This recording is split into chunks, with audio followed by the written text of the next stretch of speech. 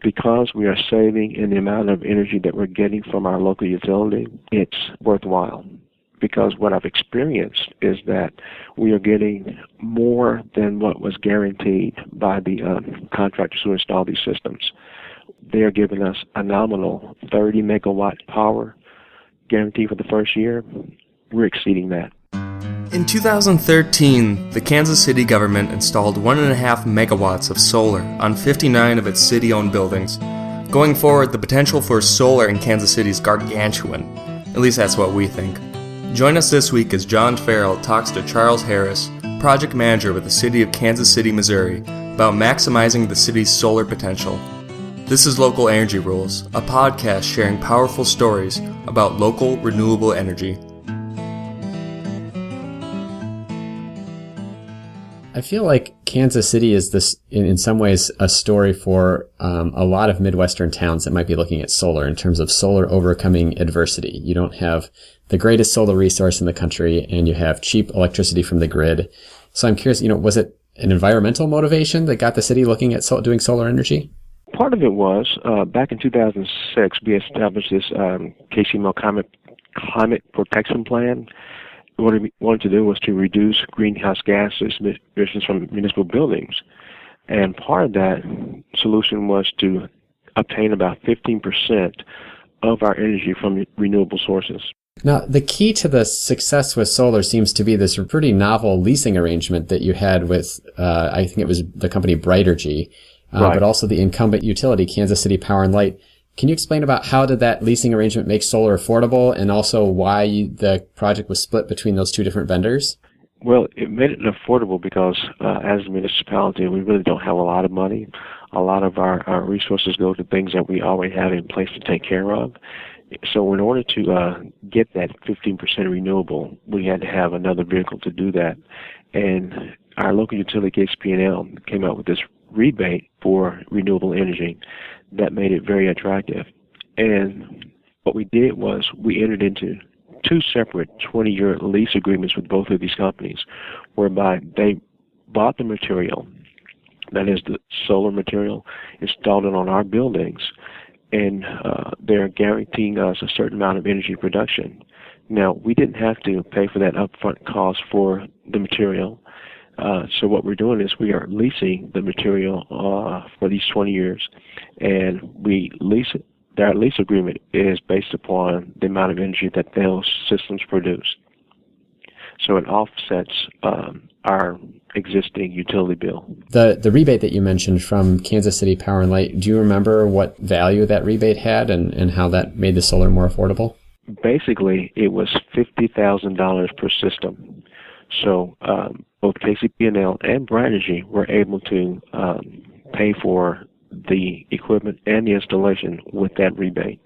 As I recall, a lot of the solar installations, or maybe all of the solar installations, are 25 kilowatts or smaller, and that was having to do with the limit that there was based on the utility rebate. I also know that Kansas City in Missouri doesn't have access to what some folks call aggregate net metering, which means that when you want to offset energy use at a particular facility at a city and you have many, many buildings, in some states, you're allowed to basically pool together the energy consumption of a lot of buildings and offset that with a solar installation at just one of them.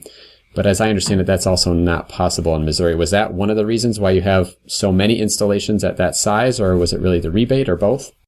It was both. One of the reasons that we had it for this size is not all of our buildings have enough roof area to sustain larger installations, those greater than 25 kW.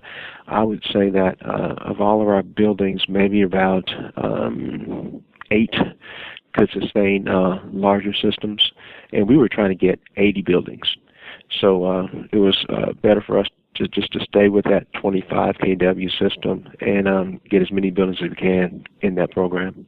You mentioned right now that the goal was to get 80 buildings. And I think you managed to install in about 59, which of course is pretty darn good. It's about 75%. If you were in baseball, you'd be in the Hall of Fame. But what was the limitation on putting solar on the other 20 buildings? Why didn't that work out? Well, there are a couple of obstacles we had to overcome. One was the time factor, because the rebate was only for a short period of time. So we get all these buildings all these systems in before the time limit. Number two was, though we might have had additional buildings, they weren't conducive for solar installations. Either the roofs were too small, maybe they didn't have the correct orientation with respect to the sun. Maybe there are obstacles of other buildings or trees around those buildings, so we just couldn't get the exposure of those systems to make it viable. We've worked with the Mid-America Regional Council, which is a regional government for the Kansas City metropolitan area, to refine a map that they had already put together about solar building potential. They had been looking on both public and private property. And we asked them to take a look specifically at public properties, at public buildings. Mm-hmm. And they suggested that the city could get up to 70 megawatts on public rooftops. And to be fair, they weren't able to account for certain things like roof obstructions or shading. Do you feel like that number, 70 megawatts, I mean, you have 1.5 megawatts, and 70 is obviously, almost an order of magnitude more. Do you feel like that number seems reasonable, given that they covered kind of a wide range of public buildings, including schools, or do you feel like that number is too high and may not account for some of the challenges that you had in the buildings you were able to cover with solar? Well, I don't know where they're getting 70 megawatts for public buildings, because we don't have that many. If you're talking about schools, then that's outside of our purview. It's not in our jurisdiction. So if we consider other facilities that are not city-owned facilities, maybe that's the case. We could get that 70, but we just couldn't do it based on what I mentioned before. The obstacles of buildings and trees around our buildings, the solar orientation, and even the construction of the roofs. Some of our roofs aren't flat. Some of our roofs just don't have the correct slope. Some of them don't have the correct construction to support these type of installations. They don't have the structural integrity to do it. Money wasn't an object. Do you feel like there are more opportunities for doing solar on city-owned buildings, or do you feel like the issues that you just described, whether it's shading or the building orientation or structural issues, have meant that you've pretty much already met the limit of solar that you can do on city-owned buildings? I think that there are other opportunities there. In my department, general services, facilities in particular, we have the maintenance responsibility for maybe 140 buildings, but we have other departments in the city that have buildings to where these solar installations could be viable. So it would be worth taking a look at it from that standpoint, going to those other departments and saying, hey, we've got an opportunity for renewable energy. Can we explore the opportunity on your buildings? But what's going to be viable and what's going to be very important in both these situations is going to be the economic value that you mentioned. If money were no object, then it's possible we can do that on maybe 60 buildings. Who knows? But until the rebates come back, we just can't do it. It's kind of curious in the way that you described that. I feel like for other cities that we've talked to about doing solar, that there's been sort of a centralized decision-making process about which, looking at the opportunities for solar and then also making the decision about the buildings that you would do. The way you just described it, it sounded like there was a lot of initiative from your particular department within the city government. Is the decision-making about solar on city buildings made at the department level rather than at more of a centralized level at, city council or the mayor's office? Well, the city council and the mayor's office had, they were advocates for renewable energy. So when we came up with this process, and actually there was two departments that got involved, general services and our office of environmental quality out of the city manager's office. They're the ones who got together with KCP&L and Brinergy and came up with this model, if you will. We went to all of our other departments and gave them the opportunity to join us. So it started with one group, if you will, but then we included the other groups. In terms of some of the barriers that you faced, when we spoke with some folks from Lancaster, California, which obviously has a much different kind of Lancaster has a much different baseline in terms of having an enormously good sunny resource and much more expensive electricity from the grid. Conversations that you had with Matt Grimley from ILSR, you had mentioned that the power purchase negotiation, or the lease agreement negotiation, was somewhat time consuming and challenging. And the folks from Lancaster, when I asked them about kind of what the barriers were to solar, obviously the cost issue was not really on the table for them, but they said that kind of negotiation was very easy. The city's negotiating this kind of thing all the time. And I'm just kind of curious, it sounds like you might have had a different experience, and I'm wondering what it was that made that a little more challenging. I think that with us, we've got some requirements. Number one, we tried to get minority participation in our contracts, so that was something that had to be included. Another issue that we've run into is that we have indemnification clauses in our agreements, and sometimes those are sticklers for contractors. Many times they don't want to indemnify us for things. So it just takes a while to get over that hurdle, if you will, for them to understand that we're not trying to put an undue burden on them, but it's just something that is standard in our contracts. On this theme of barriers, if you could change one policy, whether it's local or state or federal, to make solar easier for cities like Kansas City, what is it that you would change? I would extend those rebate and financial incentives.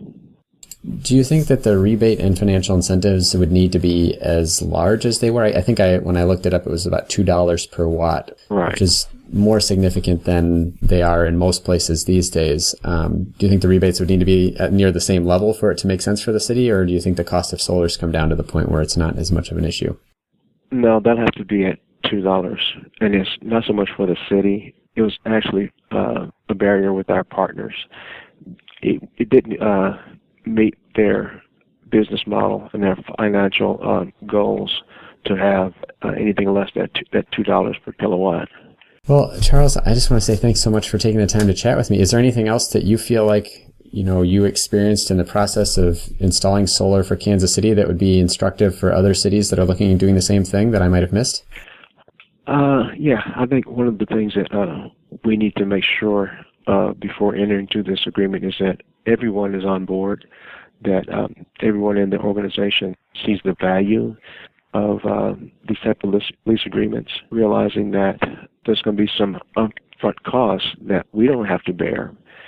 But in the long run, because there are annual lease payments that have to be made, because we are saving in the amount of energy that we're getting from our local utility, it's worthwhile.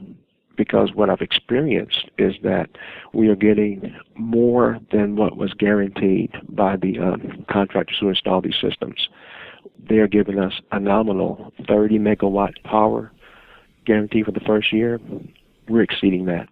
And explain just for a second what kind of financial difference that makes for the city. So you have these lease agreements, and then you have the energy production that's offsetting your electricity bill. Presumably, you're coming out ahead, at least in the long run. And exactly. Has that been a big factor? That's been a big factor. That was John Farrell, ILSR's Director of Democratic Energy, talking to Charles Harris, Project Manager for the City of Kansas City, Missouri. After the interview, John and I asked Charles a couple follow-up questions. The first, would Kansas City really need a $2 solar rebate for a $3 a watt installed cost on their buildings? Combined with federal incentives, that would zero out the cost entirely, we thought. But Charles said it was necessary.